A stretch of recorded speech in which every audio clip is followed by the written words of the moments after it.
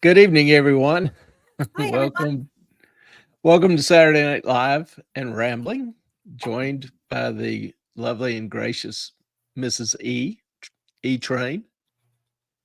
Hope y'all are doing or can't even talk. This eye patch is screwing me up. Hope everybody's having a good night.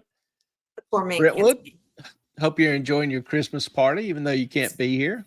Stay dry from the storms. I know that there's a big one moving across the country to the East Coast. We're gonna feel all that tomorrow here where we are. Well, she's saying move to the basement due to storms. Is that because of tornado risk?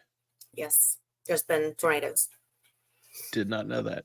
I've been kind of oblivious to what's going on in the world today, but hope y'all stay dry and are doing well. Yes, and Clay is now a pirate. Hey, Sky Ricky.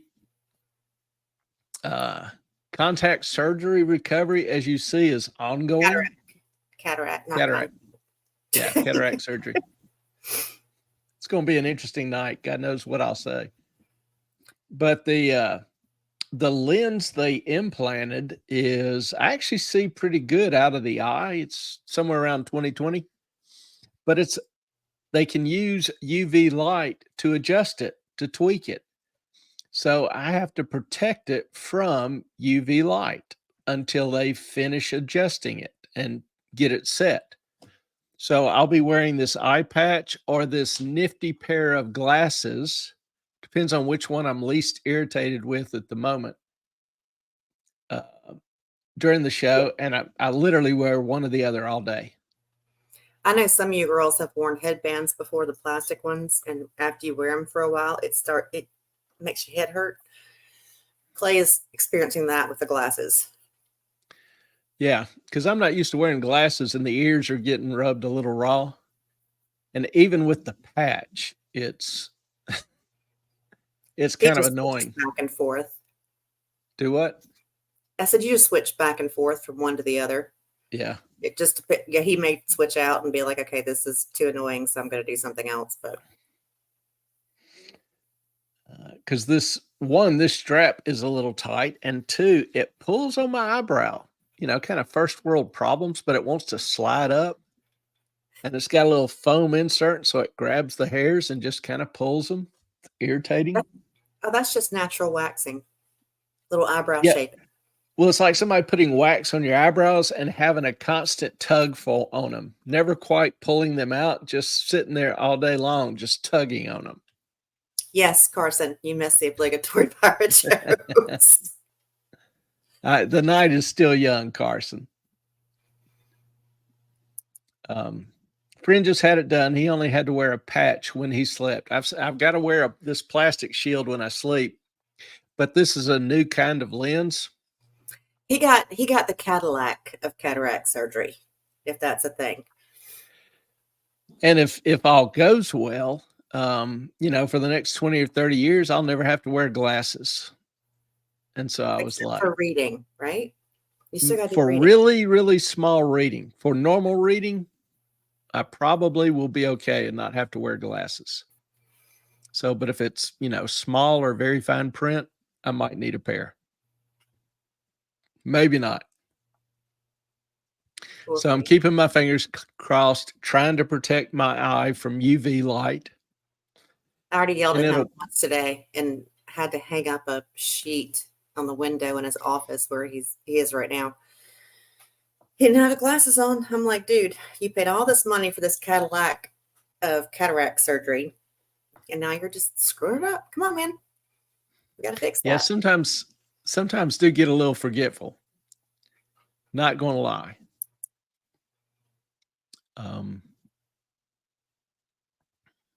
And my friend had that lens and a stent, and yes, he needs reading glasses. So hopefully when they get through, I won't. But we'll know. This will take the adjustment period and fixing them, quote unquote, to where they won't change, takes about 5 weeks worth of treatments. Yes, so your next surgery is next week.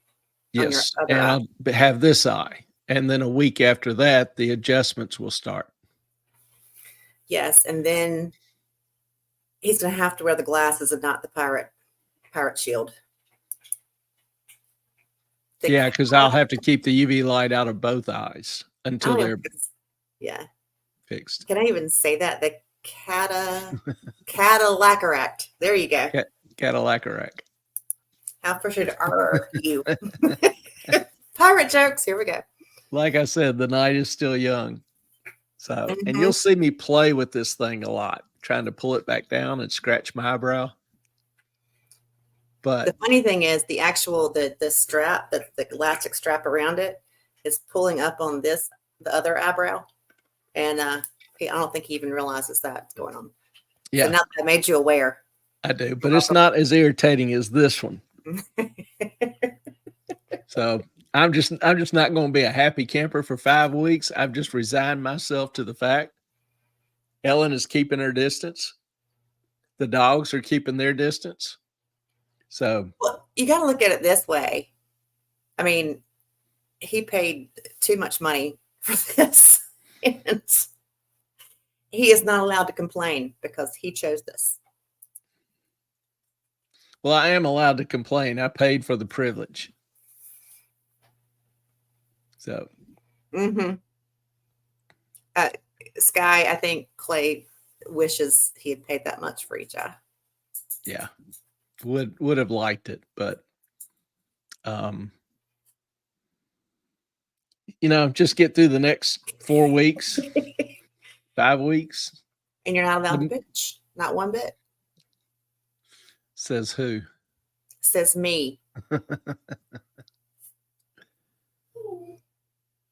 Chunk, I don't want to hear a damn thing from you. Carson's on the roll tonight. Good to know you are here for me.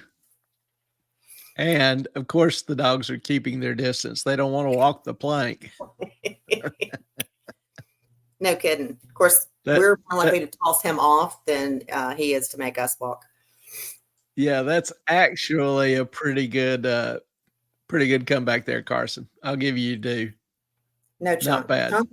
Chunk is on my SHIT list today. Beat it. I spent 3-4 hours cleaning the carpets upstairs today. Yep. And Chunk decided the first thing he was going to do is go upstairs and pee on the carpet. On the brand new cleaned carpet. He was just like, this is too clean. This is too neat. Smells too good. Let's make it smell. I don't want to hear. I do not want to hear your talking. No, I don't want. Nope. No sympathy from me at all. None. He's like, I need to claim this property. Carson, there's a 69 Impala up here with apparently a non-seized engine for much less than his eyes. No kidding. Or Skyricky. If it was only a 71 ragtop Cuda with a 426 Hemi, I would be on my way. Your sugar, honey, iced tea. No. I get it. But yeah, the SHIT list, yeah. They're not that kind, though, Carson. It is the I might kill your ass list. I told Clay he had to discipline him because I was like, I might just lose my mind. So no, I love him to death, but that was like the worst thing he could do today.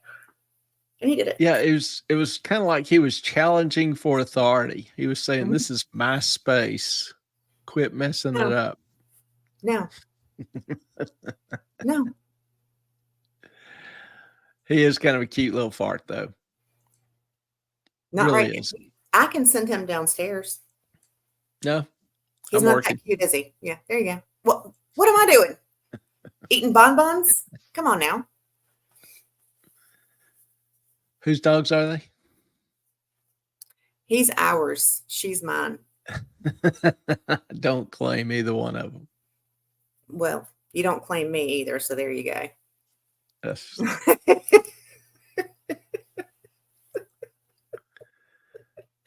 Carson, I love it. He knows you are less able.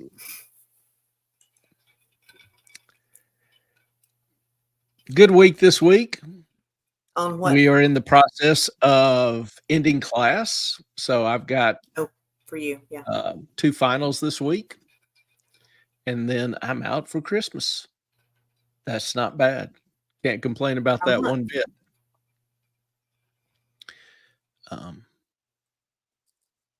Does that mean Ellen is available to claim? That means Ellen is her own woman. She may be claimed by whoever she wants to be claimed by. I am a free, single female. Oh, wait, right? I missed something.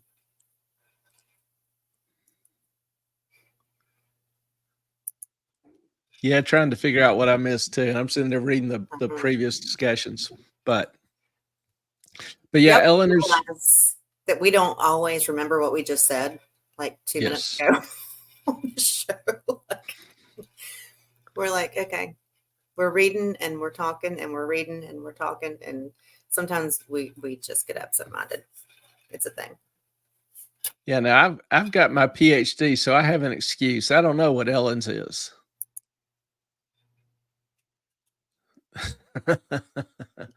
By whom? Yes, true. That's right. You are married. Oh yeah, you are married. She might kick your ass. There you go. I don't know. She could be a Mormon. Give it a shot. Who? His wife? Yeah. Don't start like throwing stuff out there. Also not a I'm piled way higher and deeper. I even passed the God 101 course. What does that mean? Yes. Didn't you ever have a professor or doctor who thought he was God? He passed the God 101 course. No, I try not to associate with those people. Or you just marry them. No. Well, one or two. I rest my case. Thank you very much. Bad decisions, people. Bad decisions. And I work around some, so I am modestly familiar with the attitude. Obviously, I've been in school for a few years, both as a student and teacher. BS and evidence. That's really where you do your learning, most of your practical learning. The PhD is really just a research degree where you study more how to do research, gather and analyze data, and then write it accordingly. But so it's an English class.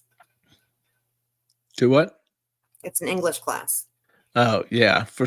And we've talked about this before. For some reason, my intro finance course has which is an investments course, is a writing intensive course. So the students have to have a writing assignment, and I have to correct it for grammar, give them an opportunity to rewrite it. Dumbest thing I've ever seen. I just meant that your PhD was an English course. You learned how to do research and write. Isn't that English?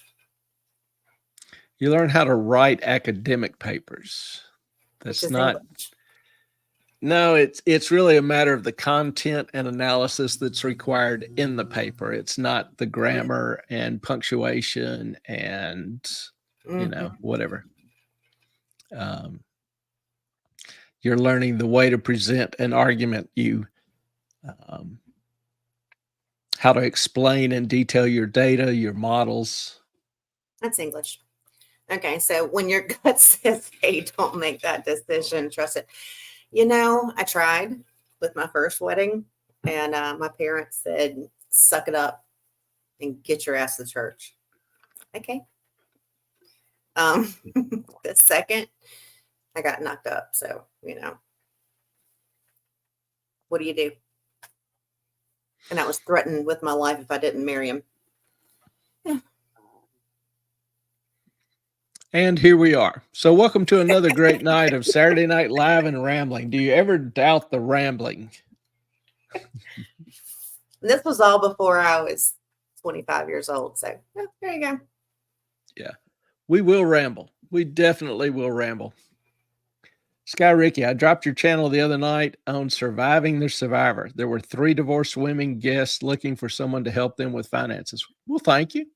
Thank you. I appreciate that. If they can make it past the rambling and the divorce talk, the pirate talk, whatever, we might actually get to finance.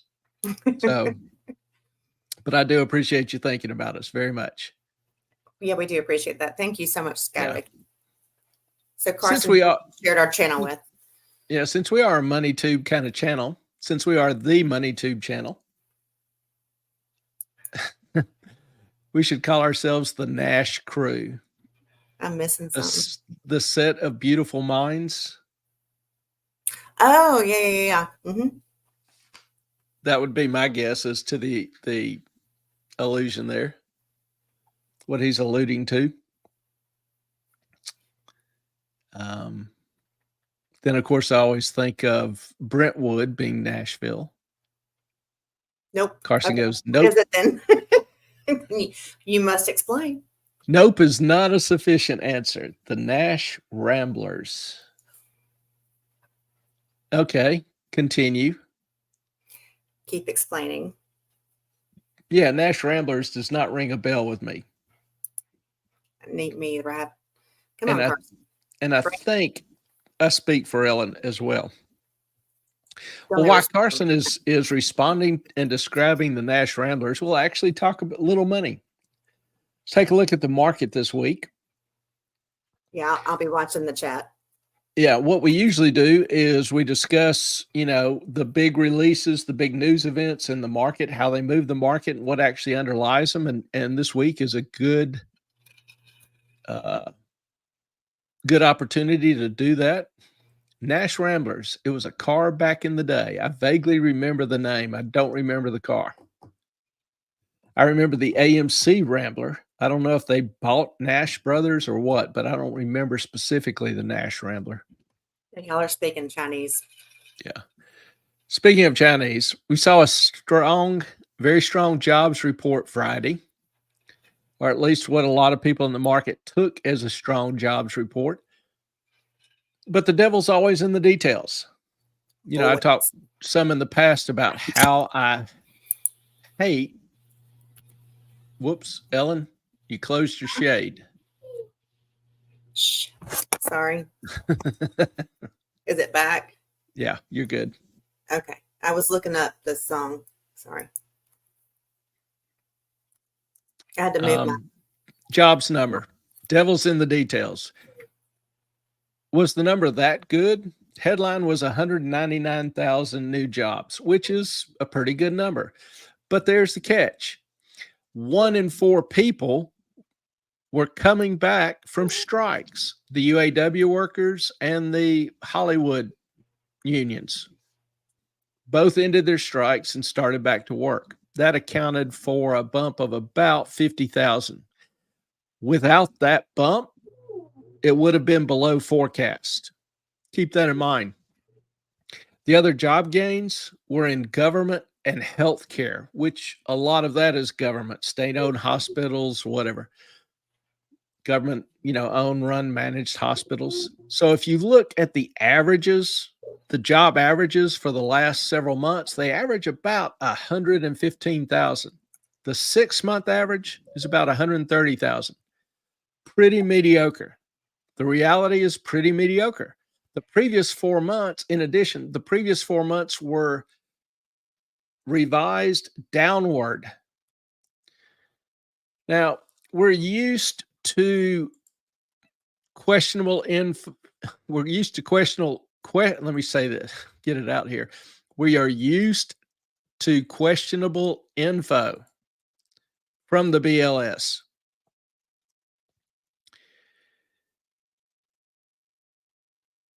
That is nothing unusual. So they have a nice headline release, and then in later months, they keep revising it downward. Now,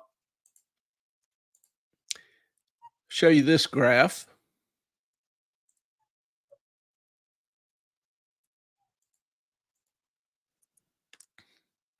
See if I can make that a little bit bigger.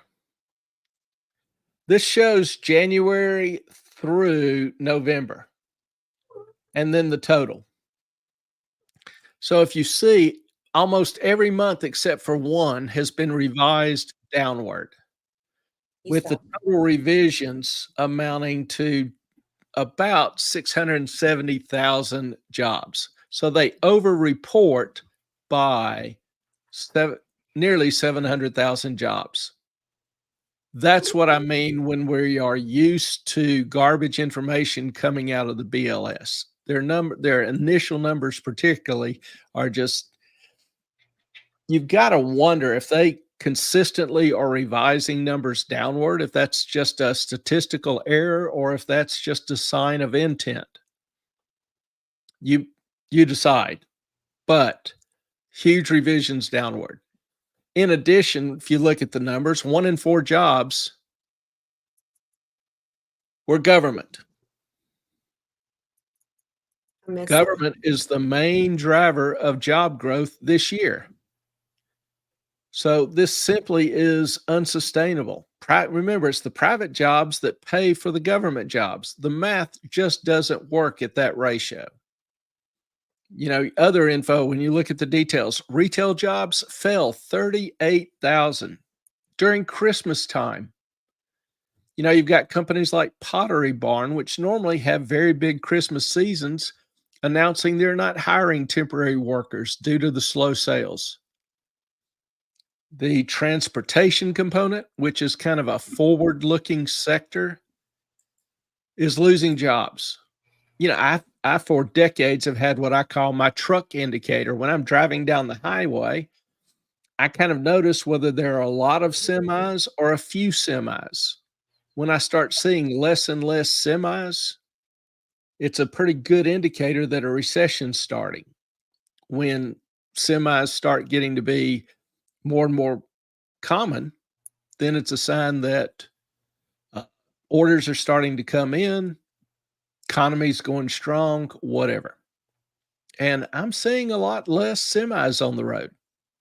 The statistics bear it out. Employment in the transportation sector is declining. Another indicator would be workers not in the workforce. If we were having a booming economy, this category of workers, these are people who have looked for a job but haven't been able to find one and they finally give up. They're called discouraged workers. And these discouraged workers are thrown out of the workforce. So it reduces the workforce. If those people who couldn't find a job were still counted in the math, the unemployment would be closer to 7%, which is a vastly different employment picture than what we get with the BLS saying it's 3.7%. Carson said, I heard that trucking companies were either just not hiring or laying off. Well, there's nothing to move. Yeah. People aren't buying as much. They just aren't doing what the economy normally does. Christmas is going to be crap this year in the U.S. They're just not buying as much and they're paying more for what they buy. You know, if we've talked about it for a while, credit card debt has, greatly increased.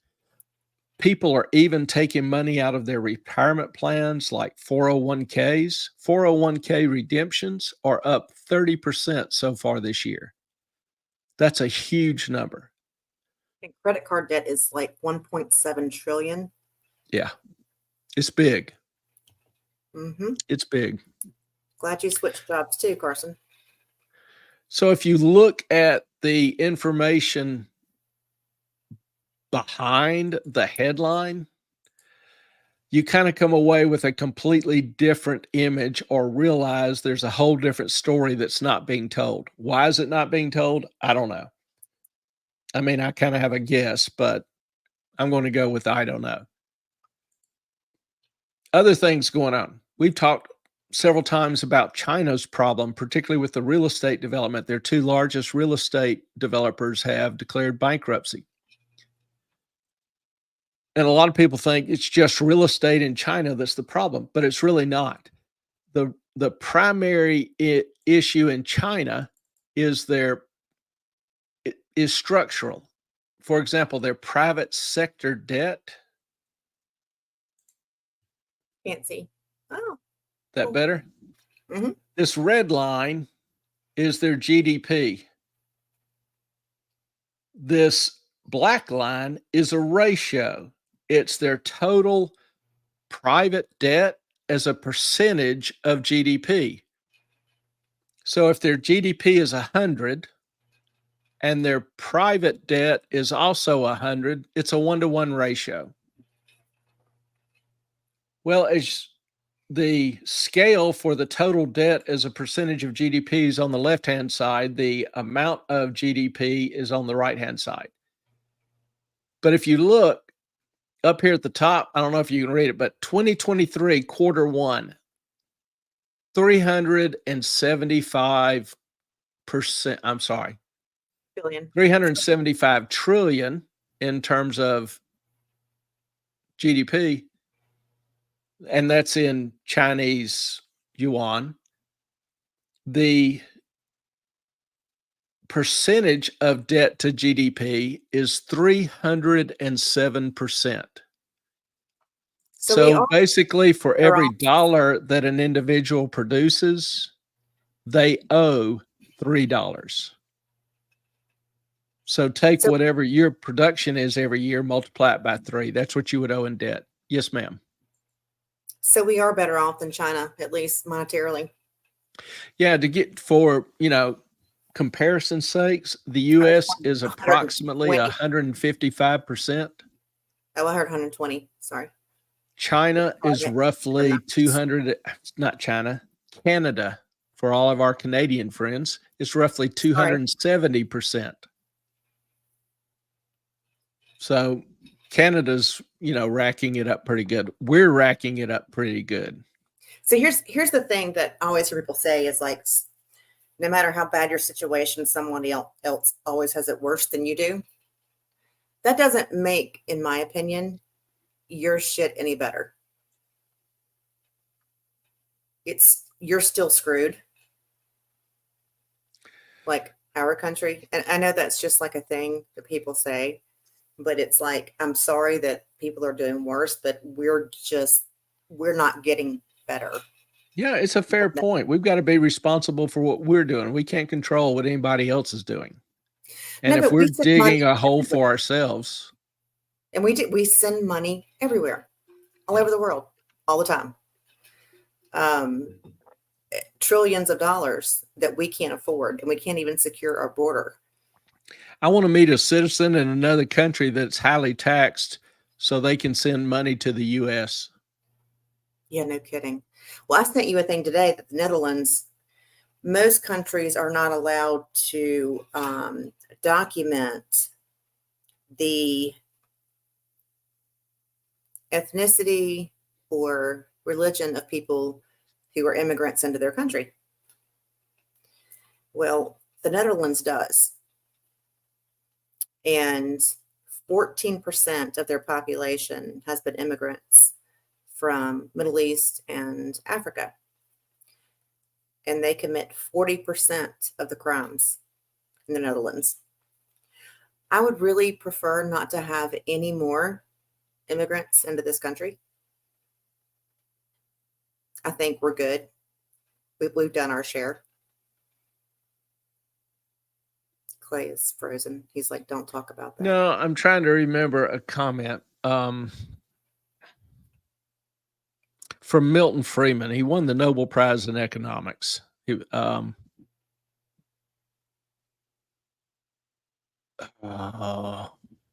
I can't remember it. I'll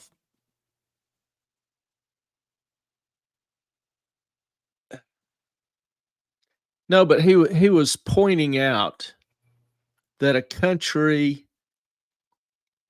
can be destroyed by immigration. Mm-hmm. For example, Rome was destroyed by immigration. It led in, the barbarians, both in its military and in Rome. Well, the barbarians didn't come to Rome to embrace the Roman life and become Romans. They came for all of the Rome was giving away free food to its citizens, for example. And there were hard times. We talked about this when we were talking about money and how, Romans started clipping coins. But um, there was kind of a famine, and so a lot of people were moving to Rome for the free bread, the free food. The barbarians came. They had no interest in being Roman or following or obeying Rome's laws. And so that led to increases in poverty, increases in violence, and ultimately the collapse of social order. The military became weaker and weaker as it integrated more and more of these immigrants who really weren't loyal to their Roman commanders. So the might of Rome, both in terms of its, city-state governance and strength of the culture, discipline of the citizens, and the military strength, both were eroded by incorporating more and more immigrants into their society and military. Well, I mean, Freeman's comment was basically, that's a way you can destroy a country, particularly when people are coming to the US not to become Americans, not to share in the freedoms, but to share in the welfare. mhm. Because the taxpayers, the workers, don't increase, but the burden upon them increases and increases and increases till finally the system breaks. And if you've seen California, for example, California 2 years ago had $100 million surplus in its budget. $100 billion surplus in its budget. This year, it's looking at a $68 billion deficit, and people are fleeing California, trying to move to Texas, to Tennessee, to Florida, Utah, Montana, anywhere but California. It's killing itself. Sorry. No, it's okay. I was watching I can't remember whose stream I was watching, but it's someone who's legitimate. They were talking about they took video from the border yesterday, the southern border of the United States, and almost all of the immigrants coming in. First of all, they cut one of the things out of the steel wall, the huge steel gates. Excuse me, and they were letting them all come through. Well, they were lining them up, all the immigrants coming through, and most of them were military-age men. Most of them were Chinese. Most of them stood with a military stance while they were waiting, which is a little bit scary. Yeah. When you have open borders, would Hamas love to infiltrate Israel? Probably. They probably And the infiltrated thing is, already. we're not anti-immigration. Just do it legally. Immigration for decades and decades, from the beginning of this country, you had people immigrating here who wanted to partake of the American dream. Now you've got immigrants leaving because they say the American dream doesn't exist anymore. And you can Google that. But you've got more and more immigrants coming for the free stuff, the free education, the free health care. They're not supposed to receive welfare, but they end up doing it, particularly when they have a child here in the country. But there aren't nearly as many women and children coming across as military-age men. No, if they work and have a job, they send their money back home. No, I'm just saying for their families and all there. Okay, never mind. The idea is that immigration now is vastly different than it has been previously in the history of our country. Immigrants would come, wanting to work and create their own lives. They wouldn't come here for the welfare benefits. They would bring their family. They were trying to start and develop a new life, to become Americans. That's no longer the case. And so what we're seeing now in immigration is vastly different and has vastly different risk, vastly different characteristics, vastly different implications. That's what we're talking about. All right, we got some comments here. Carson, I hit my thumb with a hammer at work once, and some liar tried telling me about an impossibly worse injury. I told him he was lying, and then even if true, it didn't make my thumb not hurt. Good point. If you have any pull with immigration, I know one person you might not mind immigrating. I actually have a few I wouldn't mind ex-immigrating. Uh-huh. And the carrying capacity of the economy for more immigrants is being exceeded. Yes, absolutely. That's the big risk. You can only have a productive person supporting so many non-productive people. There's a limit. It's not infinite. And it's also And straight it's Social Security and everything else. I mean, it's like we're sending. yeah. I mean, the government borrowed from Social Security back in the 70s because there was a surplus to fund other things. They're not putting it back. And all the money that we're giving to these illegal immigrants, because we're giving them like a living wage, which is $1,300 a month, right? For a single person and more for a family. I mean, a lot of Americans, and especially people on Social Security, don't make that. The elderly don't make that. I mean, Yeah, we've got an increasing number of homeless Americans, including vets who can't afford to buy food, who can't, get health care. And, we ought to be taking care of our people first instead of ignoring them and taking care of people who just come here for the free stuff. Clay, don't they say put your mask on first in an airplane before you help your children or your Yeah. elderly? Put your mask on first so that you are able to help. Yeah, if you're not healthy and able and strong, you won't be much help to anybody else. Don't worry. We yeah. Can't suggest your country for your immigration. Yeah, Trudeau is Yeah. not high on my list of countries that I want to live in that he rules. Sorry. Yeah, I will admit there's some land north of Montana that is just absolutely beautiful that I wouldn't mind having a piece of. But then I always think the winners. Clay gets like frigid when it's 50 degrees outside. Like he's like, it's way too cold. There is no way that you're going to be able to move anywhere that snows half the year. I mean, I love you to You death, but it adapt. ain't gonna happen. Yeah, uh-huh. You adapt. I just don't. Yeah, you're north of Montana. That's Calgary? That's directly north he's of Montana. he's in Edmonton. Edmonton. But Calgary is the With Runkle. province. No. Mm-mm. Okay, I'll have to think about that. Back on China, we were talking about there's, the real issues, the underlying issues. Well, this is from a hedge fund manager.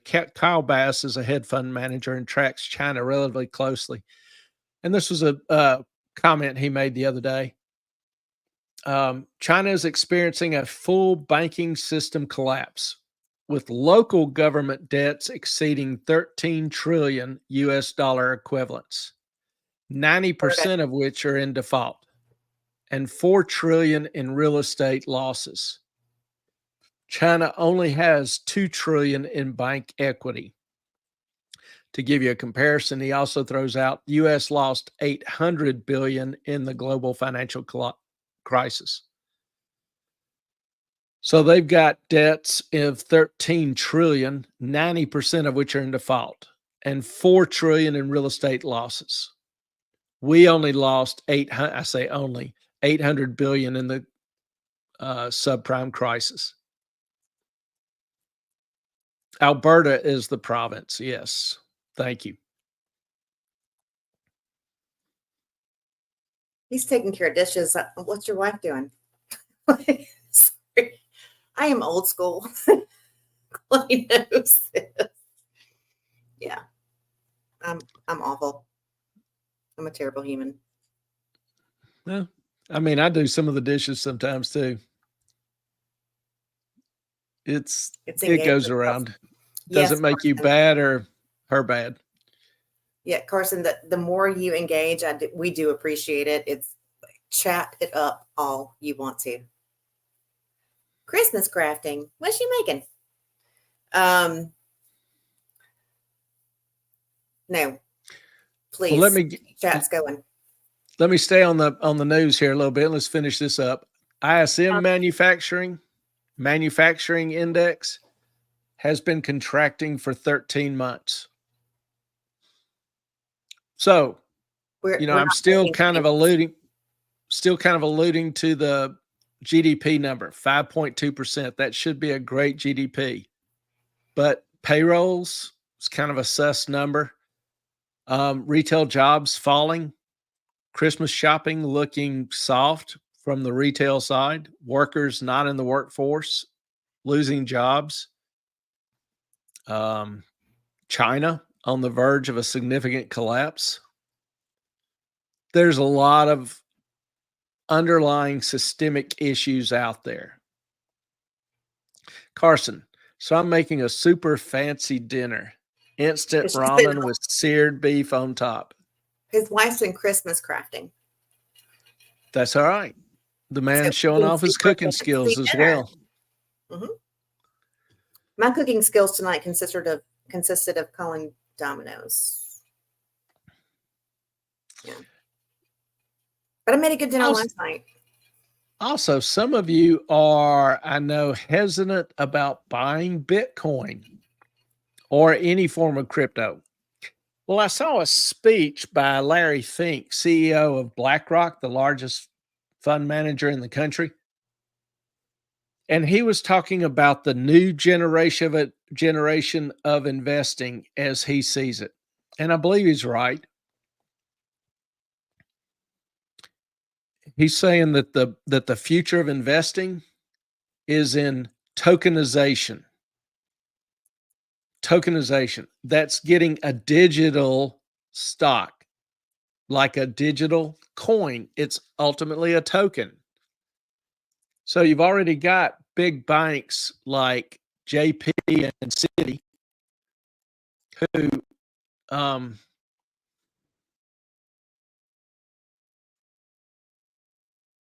having trouble seeing here.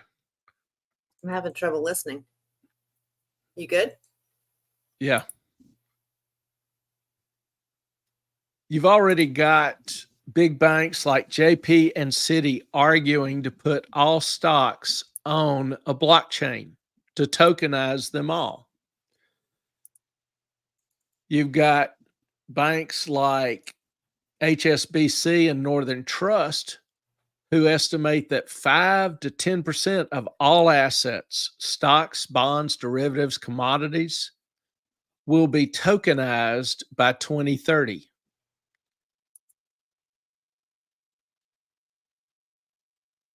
That was the worst. That's roughly 4 trillion in assets, if my math is basically correct. Just saw where UK, the United Kingdom's regulatory agency, and the Treasury has given the green light to investment firms to begin tokenization. Now, the argument is to improve efficiency, transparency, competitiveness, save the environment, save the planet, all that good stuff. But the idea that I want you to understand is that it's coming. Blockchain is the future. The main difference between this and Bitcoin is the blockchain for the stocks, the blockchain for government currencies will be controlled by the government. Whereas Bitcoin is run on millions of individual computers throughout the world. No government controls it. No single entity can control it. So the idea that the way government views it is the good kind of tokenization is centralization, running it on a central system, allowing government control. And of course, compliance will always be necessary to receive the benefits of your assets or whatever endowments government wants you to have. Clay, I don't mean to like interrupt you, but we're 45 minutes in and we haven't even gotten to the main topic. I know, I'm trying to get there. Okay. So this tokenization allows for immediate tax changes as well with no forewarning. It is honestly a system that is ripe for even more corruption. There's no outside data source, no information, no other influence. It's all in the hands of one computer and whoever programs it. That's exactly why governments oppose Bitcoin and support their own tokens. Carson, my gut said to mine Bitcoin before the first halving, and I'll never catch up. If you had mined Bitcoin when your gut first said so, and let's say you had 10,000 Bitcoin,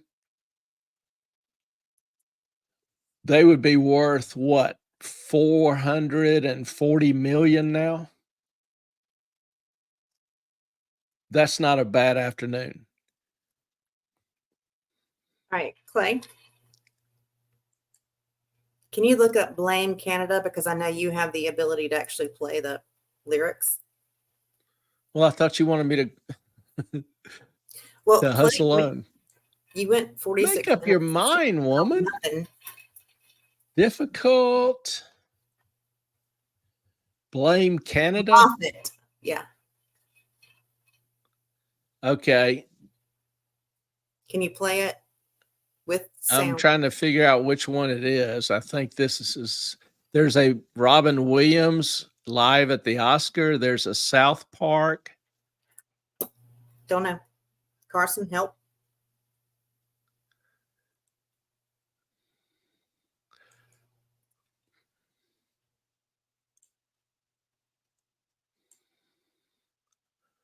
Let me see here. Mr. Pratt. Give me a second because I'm going to kill this one. 1,000. Because we have trouble with the sound always if I don't. Mm-hmm. So let me try this and see if this is what he wants. Whoops. It's mostly reference to me interjecting. So no, but which is it, like the South Park thing? Help me. Gotta make it big. Times have changed. Our kids are getting worse. They won't obey their parents. They just want to fight and curse. Should we blame the government or blame society? Or should we blame the images on TV? No! There you go. Blame Canada! Blame Canada! With all their beady little eyes and flapping heads so full of lies. Blame Canada! Blame Canada! We need to form a full assault against walls. Don't blame me for my son Stan. He saw the darn cartoon and now he's off to join the clan. And my boy Eric once had my picture on it. So Carson says that's basically a reference to me interjecting so much and keeping us from the main topic. Now we'll just go ahead and blame it on Ellen. Why? It's always my fault. Because you're the distraction. All right. Tonight's topic, profiting from terror. Hang on. Hang on. I'm typing. Go ahead. I can't make this stuff up.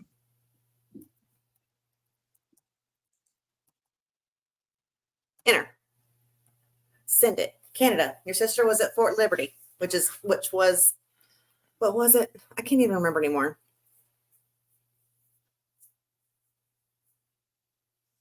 Whenever you're ready, I'll start. Are you not listening to me? Yeah, but I have no idea. Clay's not wrong. Ellen is distracted. No, the in Fayetteville, the base Ellen? It's now Fort Liberty. It was Bragg. Thank you. Because that's where we are now. All right, continue on. Okay. All right, making money off terror. Kind of the main topic of the night. There's been a lot of discussion, or seen a lot of discussion over the past couple of weeks about whether or not Hamas profited from its attack on Israel. Some people say yes, some people say no. So what do we know, or what can we determine once we put all the egos aside? What does the data say? Always looking to the data. Now, admit, a lot of people get bored with data. So I'll try not to bury you in the data, but give you enough to where you can make an honest determination on your own. Can I start this with how this came up? Sure. I was listening to a podcast from somebody, I think it was Chuck Colton, and he mentioned a report that someone did about how Hamas made money off of the attack. So I sent it to Clay and I said, hey, will you look over this and see what you think? Is this a thing? Is it not a thing? I mean, Israel is notorious for not wanting to be embarrassed and will, say, no, it's not a thing, but even if it is. So I said, Clay, take a look at this and see what you think. Proceed. Okay. And so, started looking into it, and there's a number of different or diverging opinions on whether or not Hamas had profited.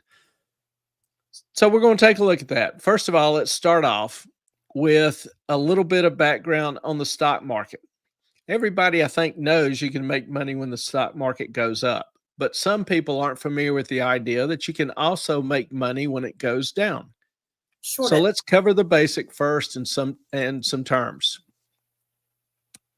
I will tonight be talking about informed traders. Informed traders. These are people who have knowledge that the market doesn't. So it's not yet reflected in the market price, or the market hasn't adjusted to it.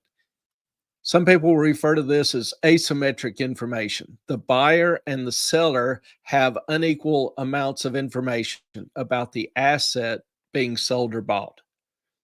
So it makes the transaction a little bit unfair. Secondly, you need to understand that the market hates uncertainty. It hates chaos. Either of those, the increased uncertainty or absolute chaos, obviously increase risk, and unknown amounts of risk can frighten the market. The market falls a lot faster than it rises. People start to panic. They dump stocks. People see that. They panic. They start dumping more stocks. So it really gains a lot of energy. The market will always fall faster than it rises. If it rises, it normally does it slowly, a little bit inconsistently, but bit by bit. It doesn't really jump up hugely consistently. This rapid movement is also referred to as volatility. Volatility just simply means that the price is moving faster. And normally, historically, significant increases in volatility are associated with falling stocks.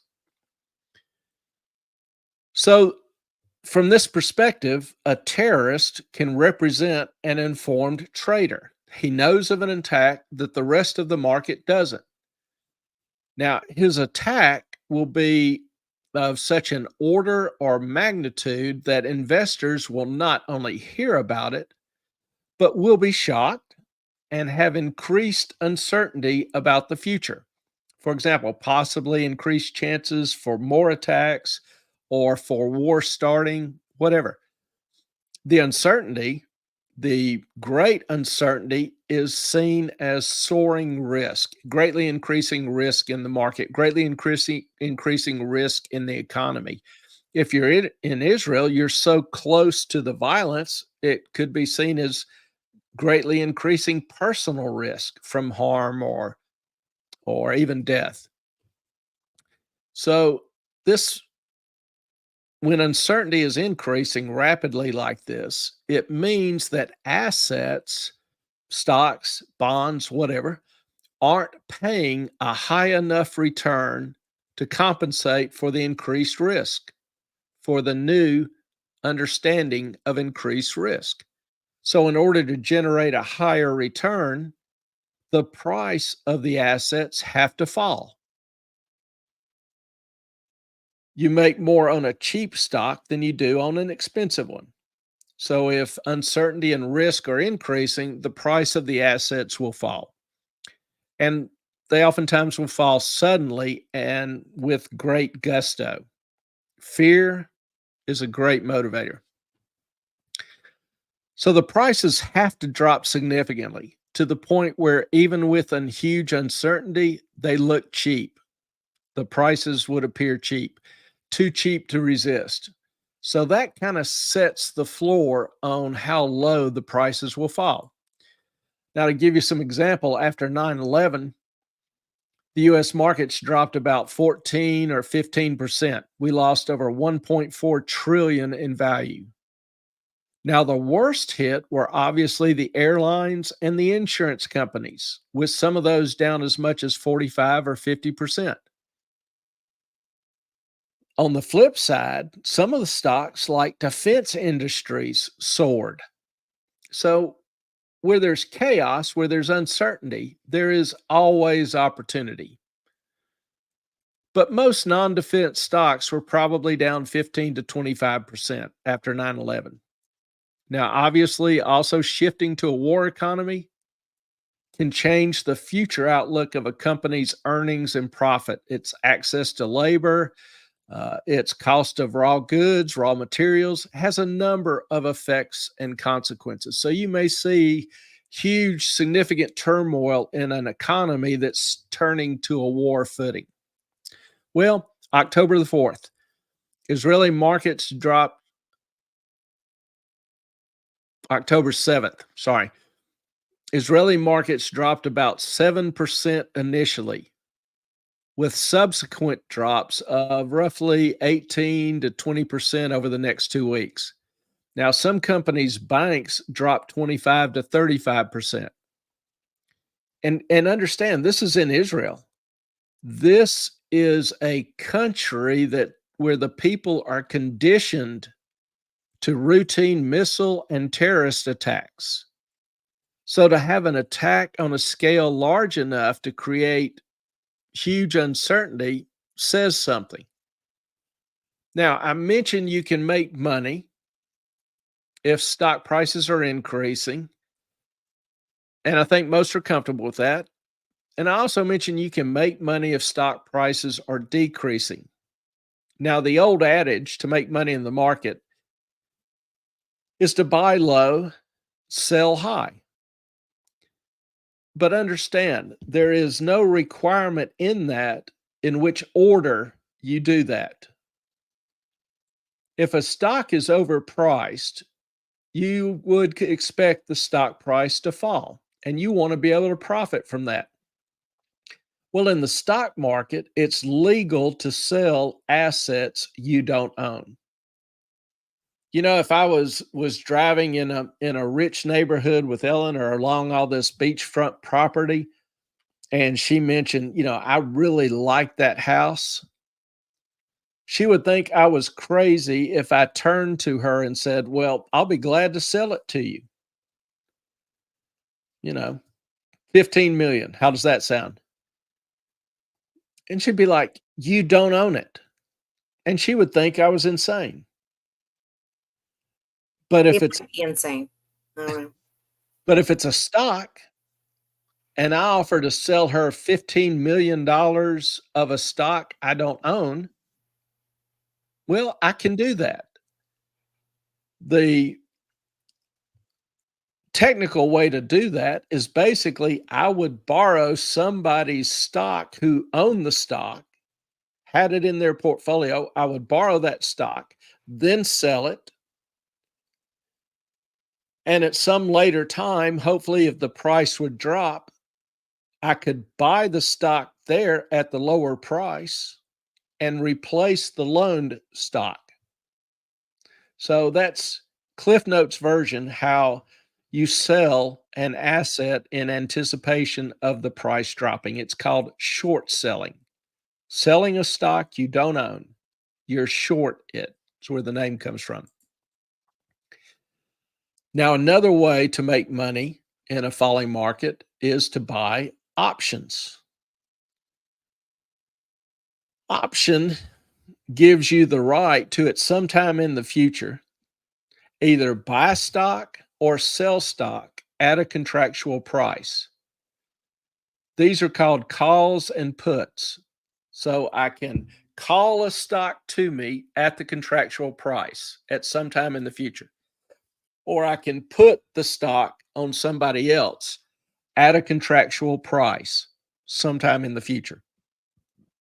For example, Apple today was at, let's say, $196 a share. So I could buy a call on Apple, the right to buy Apple, by February the 16th at $150. So Apple's at $196. I'm buying the right to purchase it at $150. Well, that right today costs me $47. So paying $150 for the stock plus $48 for the premium will give me a total of $198, which is higher than the current price of $196. So I would lose $2 a share. It's not profitable for me to do that, so I wouldn't do it. But if I buy that call and it expires February the 16th, if, say, by the end of January, Apple is at $228, I can still buy it at the contractual price of $150. I paid $48 for that right, so a total of $198. I sell it for $228, so I make a net of $30 per share. So I make $30 on a $48 cost, or a 63% gain in 1 month. I'm mad. That all day long. Do what? I'm mad. Okay. YouTube won't let me won't type more than I need to.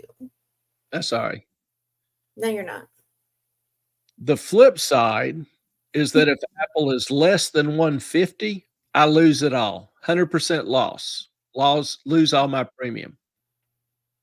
If it's in between 150 and 198, I still lose money, but depending on where it falls in that gap, my loss is reduced. A put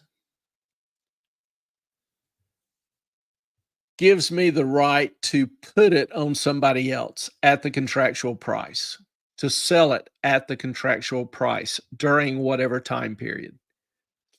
Take the same stock, Apple at $196. If I buy a $150 put, it would cost me 29 cents a put. Remember, the call was like $48. The put is 28 cents because the chances of Apple dropping to $150 are by February the 16th are very, very, very small. So the put is cheap. You know, if I wanted to exercise that put now, I would have to go out and buy Apple at $196, then sell it at $150. Wouldn't do it. Again, I take a loss. But suppose I bought a put closer to the current price, the right to sell it at $195. That put right now is about $5.70. The put's like an insurance policy, right? It can also be used to hedge against losses. So yes, be like an insurance policy. So unless the stock drops below 189, it wouldn't be profitable. But they have to make you sell it at the price that they're contractually obligated to buy it at the price contractual price. But I have to buy the stock to sell it. So if I can sell it at $195, but Apple's higher than that, I wouldn't want to do it. I would lose money. So I can make money if stocks drop, either by selling them short or by buying puts on the stock. Does that make sense to everybody?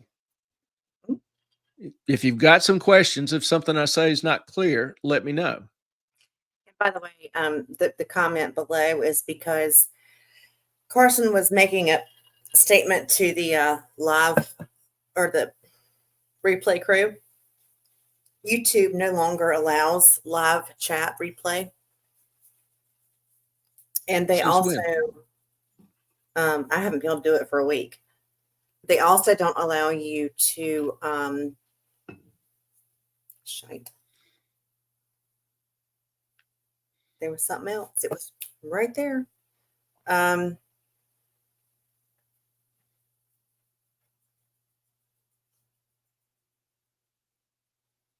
me. They don't allow you. What you're trying to say. I know. I don't either. I'll figure it out in a minute. Go ahead. All right.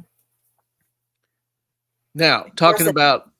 Hang on real quick. We got one more. So, sorry, I thought you told me to go ahead. I did.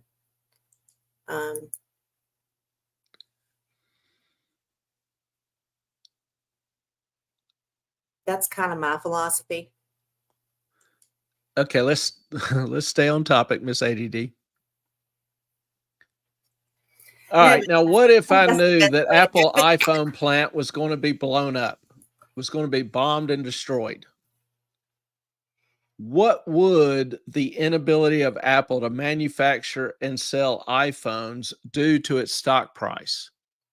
Well, I don't know exactly, but let's say it might drop down to 150 or even lower. So if I bought those $5 puts at 195, Apple's plant blows up and Apple drops to 150 that day, I then make $45 on a $5 investment on each share. That's the alleged transaction that Hamas and Al Qaeda made, buying puts, selling shares short to profit from a drop in the overall market. So theoretically, everybody agrees it's possible that informed traders, terrorists, can make money on terrorist acts, because informed traders who understand the risk that's about to increase, the volatility that's about to increase, can short or buy puts. But what evidence do we have that they actually do it and are able to carry it off?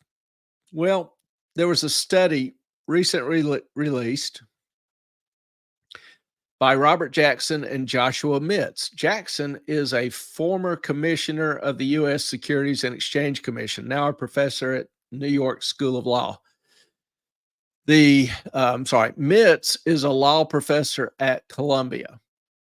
Small, little-known law school, I understand, but respectable guy. He's basically known for using data analysis and research into corporate and securities law. You know, a lot of published literature on law is about technicalities in the law. This guy does data studies on the law. So kind of a good combination between the two. Now, the paper is preprint, hadn't been peer reviewed. It's not yet published, but it has some interesting information nonetheless. They argue that informed traders, code name for Hamas, let's say, could have profited several millions of dollars from a series of these trades. The exact amount is unknown. They point out that the short interest, the volume of actual shorts or puts, increased dramatically on October the 2nd and in the days leading up to the attack. They point out that due to the extremeness or size of the positions, that it's unlikely that it was a random event by some uninformed trader. They point out that the short selling for that day far exceeded the short selling that occurred during numerous other periods of crisis, including the recession that followed the financial crisis, the 2014 Israel-Gaza war, the COVID-19 pandemic. So they have all these crises, and the short selling for this day on October the 2nd was far in excess of any of those events. They also point out no similar trades were made on U.S. exchanges. Now, to give you an example, Israeli bike Lumi had nearly a 50% increase in short activity, which would yield profits of nearly 30 million Israeli shekels. It's roughly about 8 million US, and that's just on one stock. So it's possible that Hamas made $8 million US just on one stock. You Now, know the what shekel to skeptics, a dollar is? yeah, it's about 25, 27 cents. To a dollar. Yes. Okay. Thank you. 1 shekel, 25 cents US. Now, some people say, it's unlikely. It's not probable. I don't think so. They have all these kind of, hedgy fudge words in there. But let's look at the data. Now, the authors point out, and I quote, "This increase in short selling is economically and statistically unusual. We show that nearly 100% of the off-exchange trading volume in the Israeli market on October the 2nd consisted of short selling. So a massive percentage of all trades, nearly 100% of all trades, were shorts. We also document that the fraction of shares of this lent to short sellers increased immediately before the attack." I've got some pictures to show you. This will make a little bit more sense in a minute. The short selling for that day far exceeded the short selling that occurred previous other periods. So this is simply activity that one would expect from informed traders, anticipating or expecting the Hamas attack on the music festival. Now, the authors admit they can't prove it's Hamas. They can't identify who placed the trade orders. But it's fairly evident that whoever placed the trade orders was expecting something hugely significant to the market to occur in very short order. So draw your own conclusions. Now, said I've got some pictures.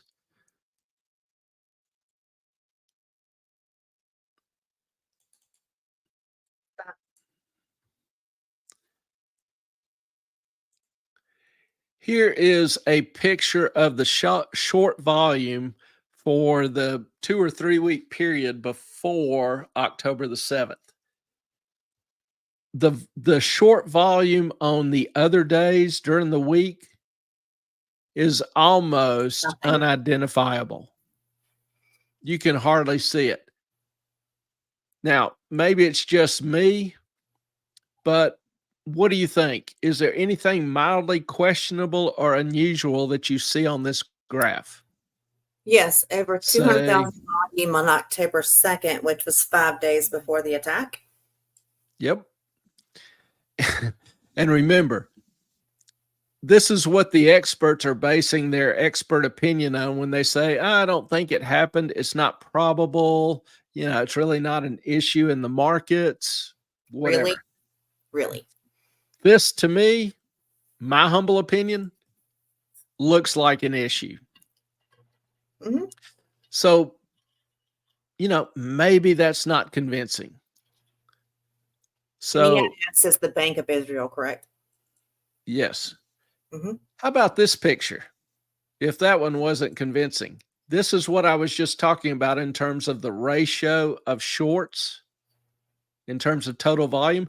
Normally it's going to hover between, 10 and 30, 40% of the daily volume. People selling stocks short versus people buying stocks long. Buying to own, selling. So on a couple of days, it was a little high. It went up right after September 11th. Yes. There were a couple of high days before, and then you've got the peak on October the 2nd, where almost 100% of all trades that day were short. Now, these are what we refer to as off-exchange trades. If you read the fine print up here, volume of off-exchange trades. Off-exchange are commonly referred to as over-the-counter trades or dark pool trades. These are trades that are not made on exchanges, but off-exchange trades are common in stocks, commodities, derivatives, bonds, whatever. Normally, what's an off-exchange trade? Well, it's a trade that doesn't occur on an exchange. It occurs off the exchange. How does that happen? What is that? Normally, you'll have maybe a broker tie in a buyer and seller, or it's pre-market trading.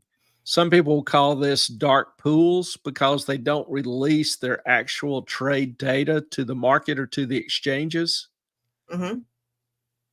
So it's a normal way of doing business. There's nothing suspect about an off-exchange trade. Except for when there is one large, huge peak. Well, it's the nature of the volume that's suspicious, not that it's off exchange, is my point. Okay. So that's what I was curious about, why it was exchange and why that was important. Yeah, 10 to 40% of all trades normally are off exchange. And whether it's on the exchange or own, there's a short ratio, and that ratio will normally run 10 to 40% of short sales. On this day, 100%, right below 100%. That almost never happens. A black swan, would you say? Yeah, a black swan is a apt description. Now, this graph may be a little bit, can you see the light blue down here? Can you make it a little bigger? You can take out the verbiage if you can just. Yeah, I'm working on it. Okay, thanks. Yeah, perfect. All right. This is kind of a nice, colorful picture. The green line is what is called the duration of open short positions. How long have people held that short position? So here's September the 5th. Here's October the 4th. What's the blue line? Hold on. One thing at a time. So the average length of the account, the open short position proxy, it's actually the outstanding loans, the length the stock has been loaned or money has been loaned. What do you mean, the length of the account? Number of days. Okay. See, this is 25 days. This is 50 days, 75. I'm sorry. Durations on this side. This is. You're killing me. This is 12 days, 10 days, 24 days, 30 days. Now I'm going to ask a question that is probably going to irritate you, but what is the direct inverse in those lines? What does that mean? What do you mean the direct inverse? The green and the blue go in the opposite direction at the same time. Okay. I'm trying to explain it. So, Miss ADD. Chop, chop, man. Sorry, I had to pause for interruptions. My bad.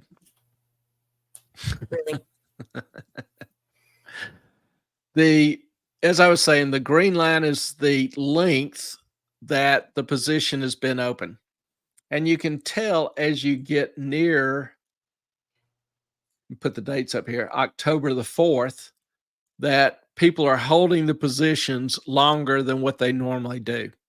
Okay. Explain that. I don't understand The what you're saying. Length of the position. Well, if you've got a short position, normally you hold it only a very short time, because the longer you hold it, the more interest you've got, the more risk you've got exposed. So if you're holding it for a longer period of time with all the market fluctuations, that means you're pretty certain something big is going to happen. Okay, So the what green happened- line is an indicator that there's a lot of people holding these positions that are pretty damn confident that something bad is going to happen. Okay, so on September 11th, which is the date we said before. September the 7th is the day the event happened. No, October 7th. September Yeah. 11th, which was 9/11, is the day Now it starts to increase. Ellen, Mm-hmm. 9/11 was in 2001. I'm aware of that. I'm just saying that is the day. Okay. It decreases and then hits a peak. This is just normal trading. Right. This is just normal holding period. So September, we will say 20th. It starts to hold longer. Yeah, somewhere around there. So in the 2 weeks, you start seeing some of these positions be established, and they're holding them for longer duration. The blue line, okay, you were asking earlier, Yeah, shows utilization. Utilization means the number of these loans. So here you see the average number of these loans. And then starting October the 2nd, you see a huge spike in the number of these loans. well, So the you loans see, go up while the duration goes down. Sorry.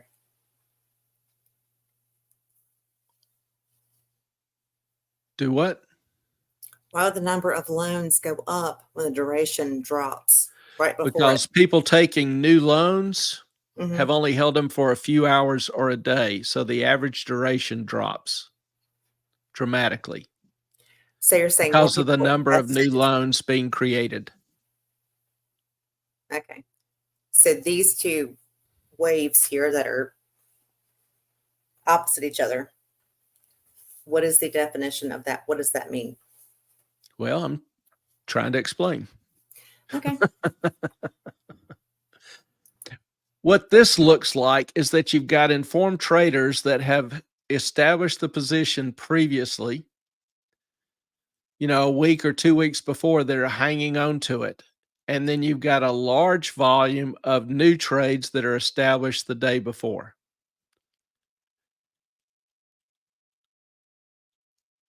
Both had significant increases accompanied by very sharp decreases on the day following the attacks. Both are modestly unusual behavior around the attacks. Now, experts will say this is no proof that some activity occurs, but the examples I've shown you, particularly the volume, are outside of 99.5% of normal activity. And the experts will say that's a 2 or 3, that's a 3 standard deviation difference. Experts will say, well, that really indicates nothing. You judge. Now the study itself extends the argument, looking not at this data just over a few weeks, but goes back a whole year. So if we look at the short data over a year, for example, the short volume data over a year, here's October the 2nd. Now here's April, and you see some activity in July and August. So you see several periods of higher volume. Now, the details matter. Looking at April, for example, it was reported in the Times of Israel that Hamas had originally planned its attack on Passover, April the 5th, but canceled it after Israel raised its alert level. So military intelligence for Israel caught early warning signs of an attack. But if you'll notice, the short volumes are almost identical to the volumes on October the 2nd. Very similar. Also, the spike in July and August. This is when Prime Minister Netanyahu had a controversial judicial reform bill that passed Parliament. And it was contentious as hell. There was a lot of talk or concern about a new government being installed. Again, significant uncertainty. Now, there was no such concern or chaos like that existing on October the 2nd. No economic or political reason for that kind of movement. So the authors, honestly, ultimately can't prove that Hamas profited any more than Al Qaeda did.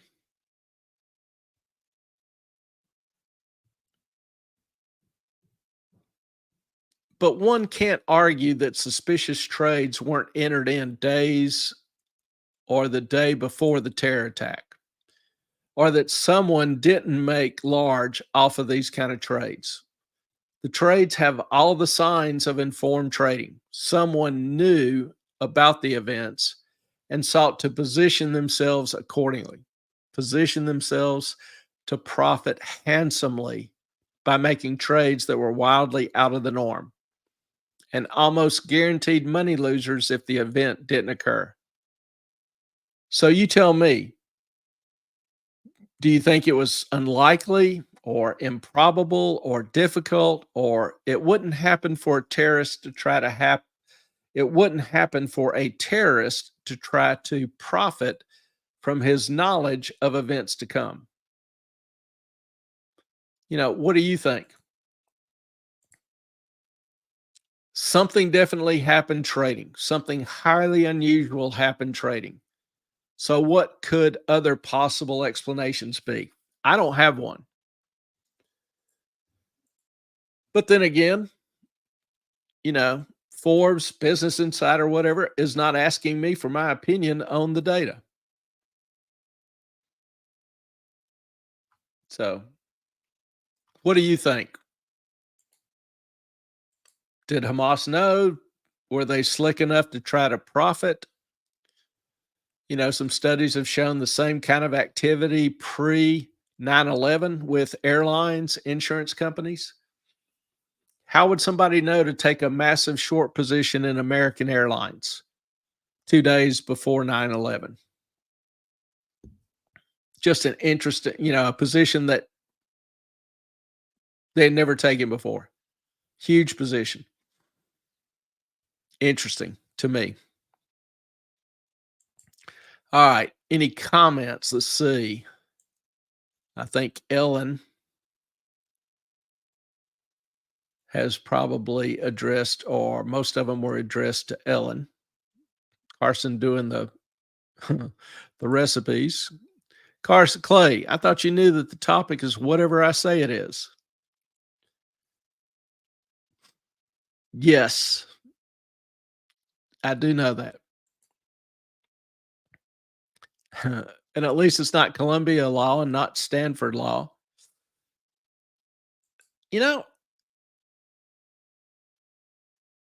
What's his name's parents have been awful quiet. Nothing else has emerged on that. Haven't heard any words of any other investigations, or certainly not any charges being filed.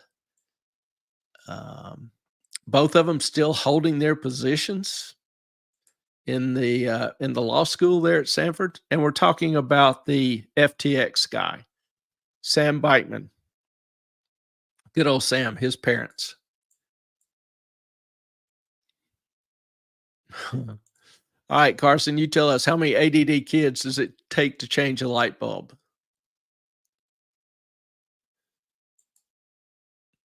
And could be Hamas, could be some rando intelligence officer somewhere around the world. That's possible. That's very possible. The accounts from most intelligence people are fairly well monitored. Is it possible for them to be able to set up a dummy account that wasn't tracked? Sure.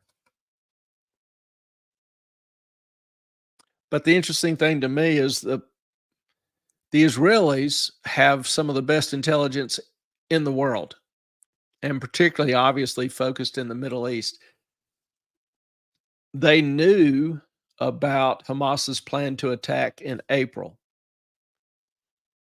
and they started responding. Hamas saw it, called off the attack. I don't know if Hamas found out who leaked it or decided to keep this circle much smaller. I don't know.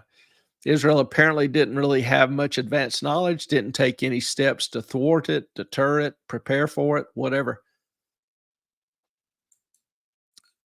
A lot of unanswered questions.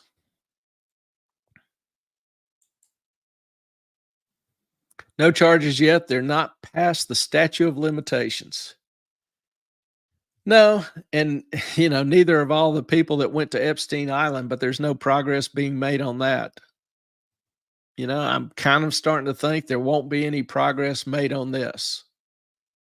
Some people are just too well connected to ever experience justice. Scam Bankman Fried.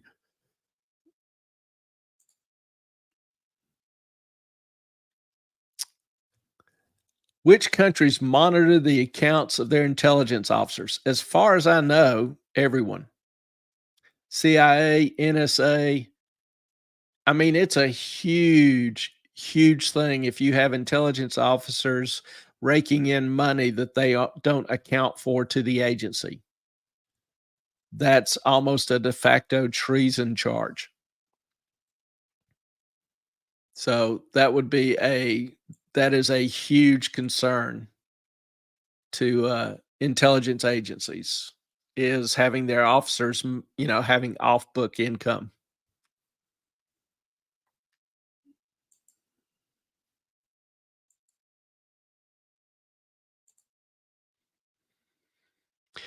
At least there's public knowledge about SBF's parents. The El Patrons are unknown to us. Yeah, something like this just, to me, ends up raising more questions than it does providing answers. But I guess I believe if we keep asking questions and enough people start asking questions, that sooner or later we get better answers, that certain people start to care more about finding those answers. I don't know. Would China be opposed to making income off attacks like these? I don't think China would be opposed. I don't think Russia would be opposed. But for the information to leak to them, pass through their channels, for investments to be placed, you widen the circle of information, the number of people who have the information. So the chances of leaks are greater. And, an intelligence agency doesn't have to have good contacts with everybody. It just needs to have contacts with one person that's in the information chain, or be able to track the movements, some of the conversations, some of the financial transactions of certain individuals, and they can deduce a lot of information. So it's like Bin Laden, once he found out via the New York Times that we were tracking him in the mountains of Bora Bora by using his satellite phone transmission. He quit using a satellite phone. For the next 8 or 9 years, he did everything by pencil and paper and used a courier that he trusted. We couldn't find him. So he greatly narrowed down his circle of information and his trusted individuals. It works. It is possible to keep, particularly in the age of electronic intelligence, satellites, etc., planes. There's no real good substitute for human intelligence. And that area increasingly, gets weakened with budget cuts and leaks by government officials. We lost Hillary had the non-secure server, which was hacked by 30 different countries. Also, Podesta, her chief of staff, had a BlackBerry whose password was password. So all of his communications from his BlackBerry were being followed. Hillary was was in Moscow at the Kremlin underneath a Russian camera typing in her password. Just insane.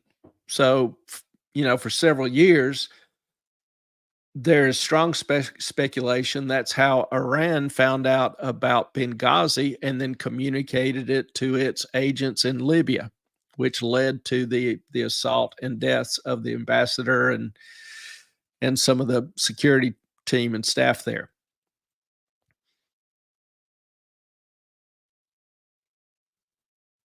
So huge vulnerabilities, the more people you have in the loop. The sneaker net, the best, unless you're able to acquire the messenger, which if he has different routes, different times, has no known schedule, it can be a little difficult to identify and do.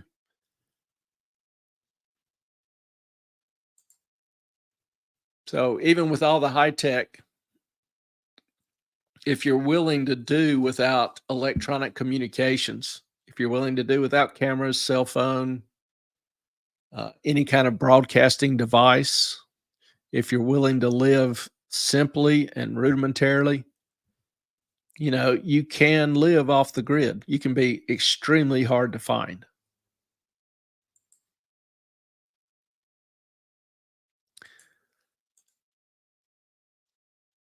Anybody else have any questions?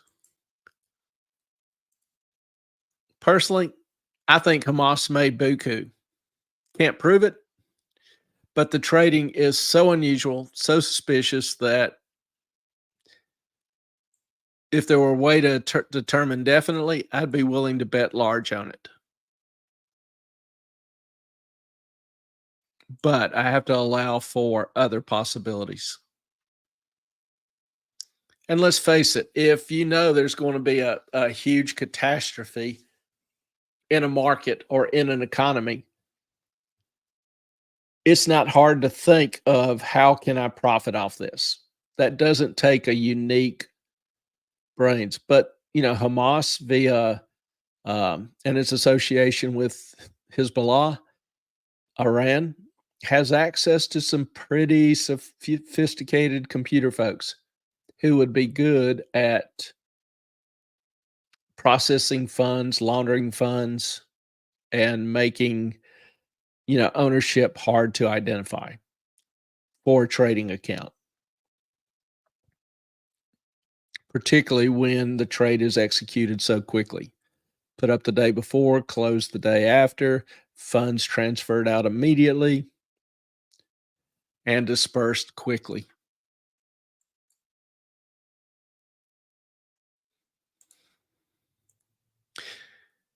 All right. Well, that is the content for tonight. I think Ellen has run off with the dogs.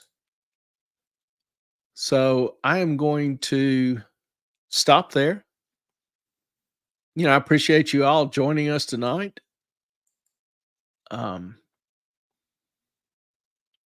Still want to remind you about the little Christmas videos.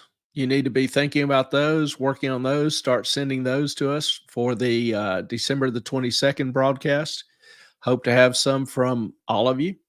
For those on the replay crew, love you, appreciate you being on replay crew. For those of you that were checking in live tonight, appreciate you, your time.